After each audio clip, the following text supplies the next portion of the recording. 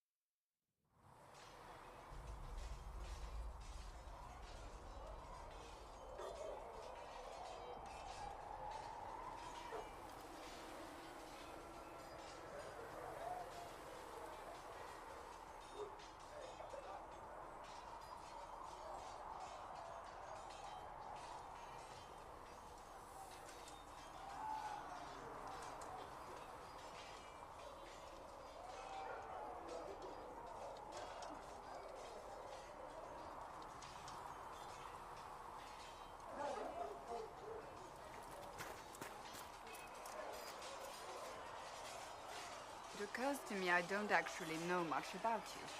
What do you want to know? I'm not sure. Where are you from? My clan never stayed in one place for long, though we primarily roamed the free marches. Oh, I didn't think your people roamed that far north, but clearly I'm mistaken. I'm told some members of your clan might still be alive. Do you intend to go back?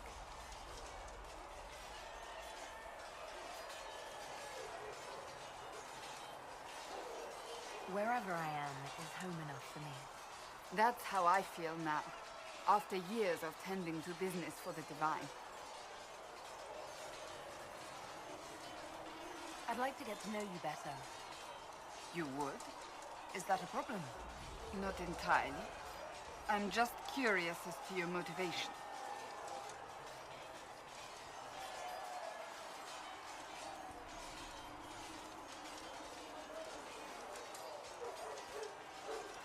No motivation, beyond making things between us less... Antagonistic? Exactly. As you wish.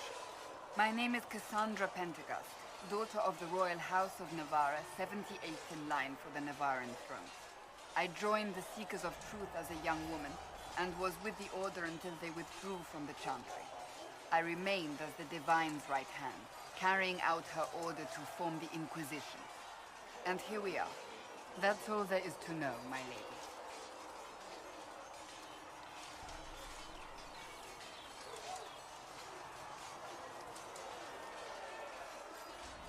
So you are the right hand to the Divine? To Divine Justinia, yes. And Divine Beatrix before her, in fact. The position is normally reserved for Templars of the Knights Divine, but my circumstances were unusual. Unusual how? You don't know the story? Thank the Maker. I will tell you if you wish, but it isn't as exciting as some drum it up to be. The short version is that I once saved the previous Divine's life. My reward was becoming her right hand.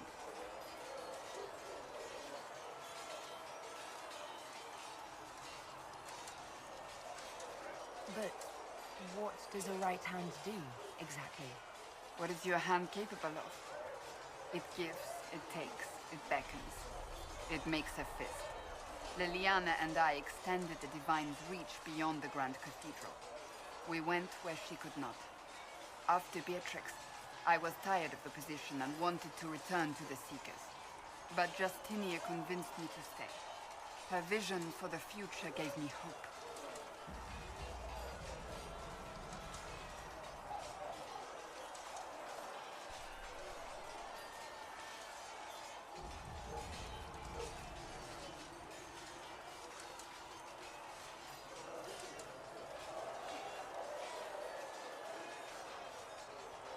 You thought she could really change things? Justinian knew the war was coming long before it began. She tried to avert it, but the forces arrayed against her were too strong. Sometimes you have to break a bone so it can be reset. That's where the Inquisition comes in. It was to be the answer. A means to preserve as well as an agent for change. I only wish she had lived to see it.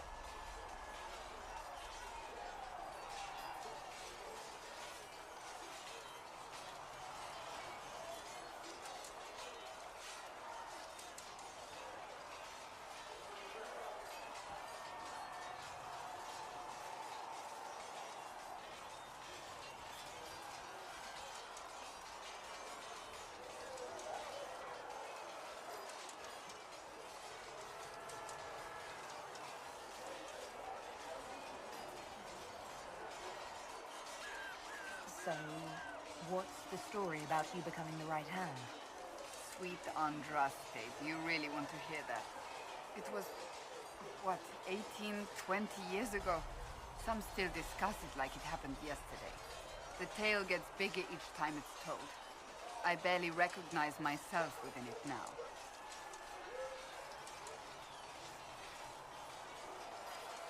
I'm sure you're just being modest. I was there. I think I know what happened. To hear others tell it, I alone saved Divine Beatrix from a horde of dragons sent to assault the Grand Cathedral. Rather impressive for such a young seeker, wouldn't you say? And the truth is? I stumbled upon a conspiracy to kill Beatrix. A Templar Knight Commander was at its heart.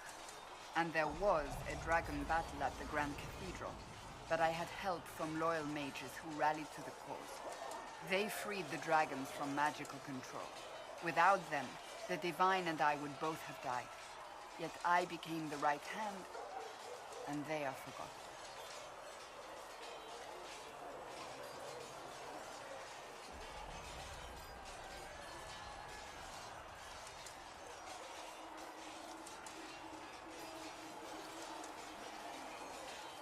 An impressive tale.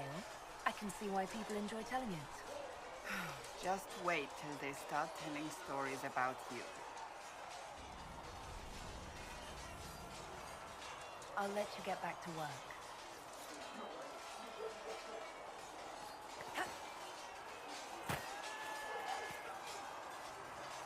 Was there something you needed?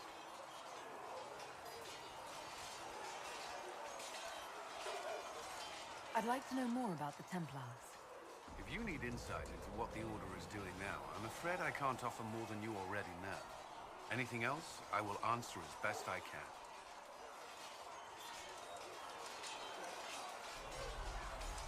You've lived in the Circle.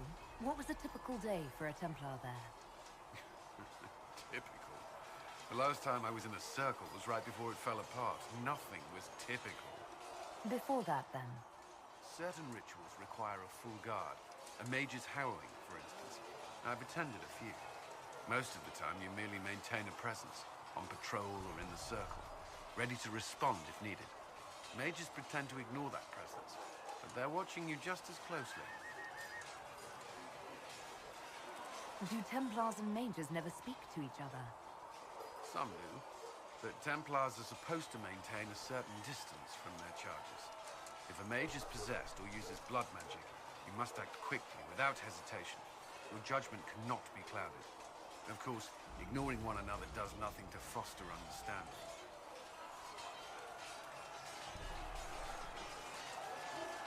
Do Templars take vows? I swear to the Maker to watch all the mages. That sort of thing. There's a vigil first. You're meant to be at peace during that time, but your life is about to change. When it's over, you give yourself to a life of service. That's when you're given a filter, the first draft of Lyrium and its power. As Templars, we are not to seek wealth or acknowledgement. Our lives belong to the Maker and the path we have chosen. A life of service and sacrifice. Are Templars also expected to give up physical temptations? Physical? Why... why would you... That's not expected. Templars can marry, although there are rules around it, and the Order must grant permission. Some may choose to give up more to prove their devotion, but it's not required. Have you? Me? No. I've taken no such vows. Maker's breath. Can we speak of something else?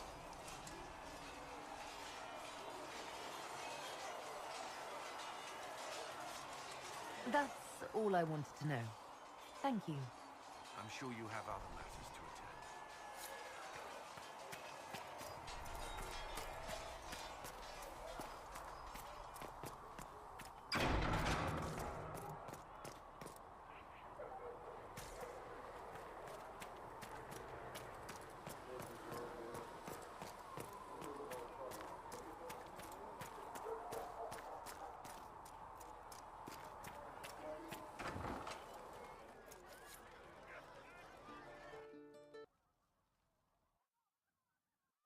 So, this is it, huh? Oh no, it's fine, yeah? It's just, I thought it'd be bigger. That would have been hilarious if you were a man, right? Wasted. Anyway, stopping wars should earn more sovereigns than this. Need things back to normal for coins to be flowing again. Another reason the Templars and mages need to be sat down.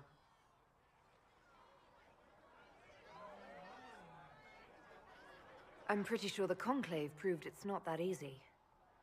Yes, it is. No, it isn't. Why? Because someone yelled it real loud? Make them prove it. They're too busy to look up where the real questions are.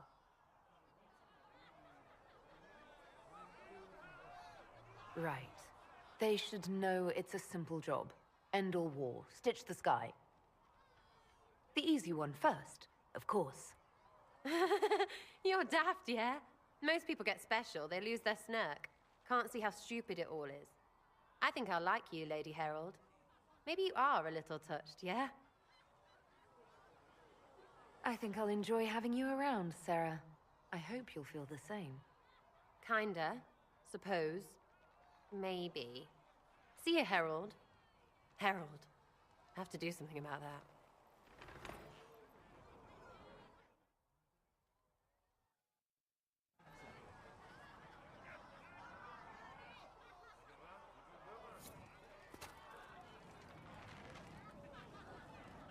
Chasing the Lord Seeker, I hear.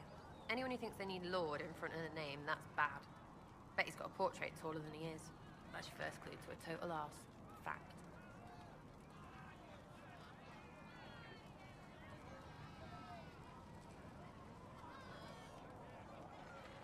Is the Inquisition what you thought it would be? Calling an Inquisition is a bit much, and does Slot even know what they're chasing? Fair question for me as well, I suppose. Everybody following a rumor. At least I'm used to that. What do you think about the people who have gathered? Which? The ones who do things or the ones who give orders? Anything to say about Varric? Varric? Too clever. Always saying something, but never saying it straight. Thoughts about Cassandra? Not as buttoned up as she plays, right? Tough, though. I'd stand behind her in front of anything. What do you think about our Spymaster, Ambassador, and Commander? Liliana is pretty in places. Swear I've seen her, too. Or heard she used to play. But that'd be mad. Now, Josephine, she's as good at humbling her kind as I am. Just with less mess. Knows her business, if you have to have it. And Cullen? I suppose if you want a jackboot, you get a big one so you can grow into it.